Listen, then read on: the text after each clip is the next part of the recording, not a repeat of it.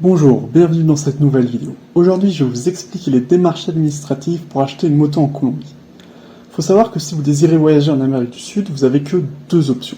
La première, transporter votre véhicule depuis la France ou la Belgique jusqu'au port de Montevideo en Uruguay, ou sinon d'acheter directement un véhicule sur place. Si vous décidez d'acheter le véhicule sur le continent, les deux pays où c'est le plus simple, c'est le Chili et la Colombie. Et aujourd'hui, je vais vous détailler sur comment le faire en Colombie.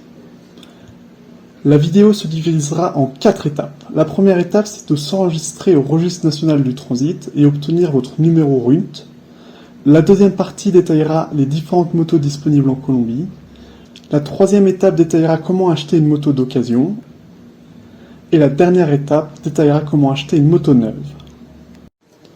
Pour pouvoir acheter une moto en Colombie, vous aurez besoin de vous enregistrer au service national du transit. Je vais parler plus spécifiquement de comment faire à Bogota, parce que c'est la capitale et c'est là que je l'ai fait. La première étape pour vous inscrire, c'est de créer un compte au Ventanilla Única de Servicio. Le lien est bien sûr disponible en description. Pour créer ce compte, vous aurez besoin d'un numéro de passeport. Sur internet, j'avais lu qu'il y avait besoin de mettre que les chiffres et pas les lettres.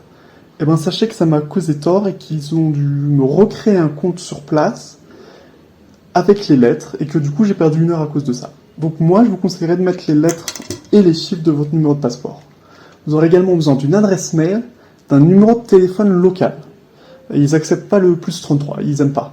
Ce que moi, personnellement, j'ai fait pour le numéro de téléphone, c'est que j'ai pris le leur. Comme ça, pas de problème, et ça a fonctionné. Une fois le compte créé, vous pourrez prendre rendez-vous pour vous inscrire donc au RUT. À savoir que vous pouvez prendre rendez-vous que pendant 3 jours plus tard. Par exemple, si on est lundi, vous pourrez prendre rendez-vous pour le mercredi.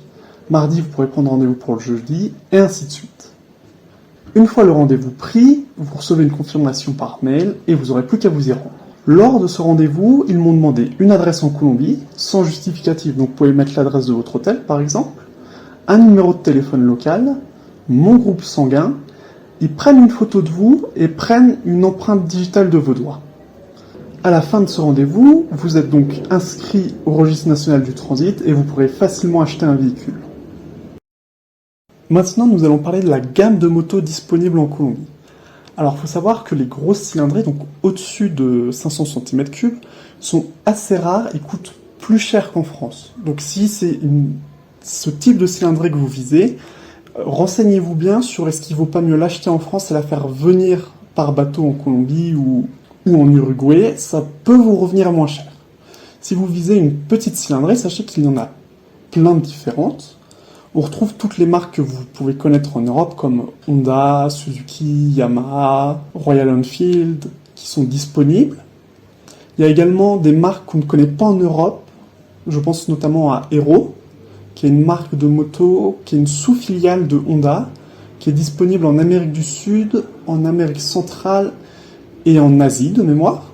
Et il y a également une marque de motos colombienne qui s'appelle Akita, qui sont les motos les moins chères. Donc après, c'est à vous de voir entre ce que vous voulez, soit une marque absolument que vous connaissez déjà, soit une marque que vous ne connaissez pas mais qui est présente dans plusieurs pays d'Amérique du Sud, ce qui est le cas par exemple de Hero, ou une marque encore moins chère comme Akita, qui est une marque colombienne, mais si vous quittez le pays, vous n'êtes pas sûr d'arriver à trouver des pièces de rechange en cas de panne. Maintenant, je vais vous expliquer les démarches pour acheter une moto d'occasion. La première étape, c'est donc de consulter les sites de petites annonces. Pour ça, il y a le Marketplace de Facebook, qui est très utilisé en Colombie. Ou sinon, il y a un site qui s'appelle Mercado Libre, je vous mettrai également le lien en description, et c'est l'équivalent de notre Bon Coin. Et donc là, vous trouverez forcément votre bonheur. Une fois que vous avez choisi un véhicule et que vous l'avez testé, que tout fonctionne et qu'il est en bon état, vous pouvez vous assurer qu'il n'a pas d'amende à payer ou qu'il n'est pas gagé grâce à un site que je vous mettrai également en description. Et pour cela, vous aurez besoin de la plaque du véhicule, également du numéro de la carte d'identité du vendeur.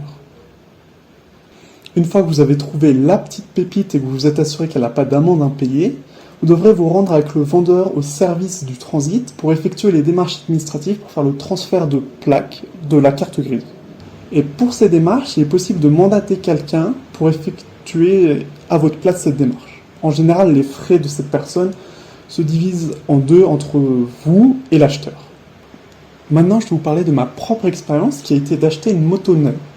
Vu que je prévois de faire un long voyage à travers toute l'Amérique du Sud, en partant de Bogota où je suis actuellement jusqu'à Ushuaia, c'est l'option que j'ai choisie. J'ai personnellement opté pour une Hero Expulse 200 version tout-terrain.